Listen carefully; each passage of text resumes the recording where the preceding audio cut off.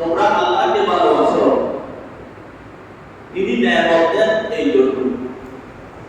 রাসূলকে ভালোবাসো, আমি রাসূলকে ভালোবাসো এই জন্য, আল্লাহর ভালোবাসা পাওয়ার জন্য। এবং আমার আহলে বাইতকে ভালোবাসো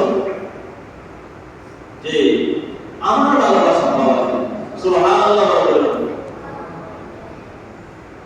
সম্মানিত হাজিরিন, আমরা বলেছিলাম যে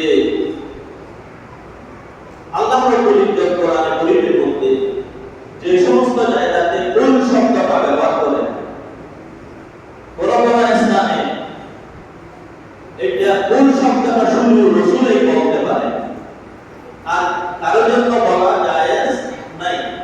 দ্বিতীয় নম্বর হলো যে আল্লাহ রাব্বুল ইজ্জত রাসূলের দিয়ে কোন শব্দটা বলেন, এই জন্য বলা হয় যাতে রাসূল থেকে শুনে আমরা বলি।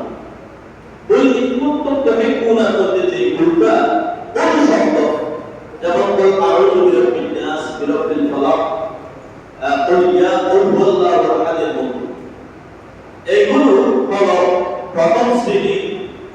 এখানে কোন ইনকুন্তুমের মধ্যে এটা শুধুমাত্র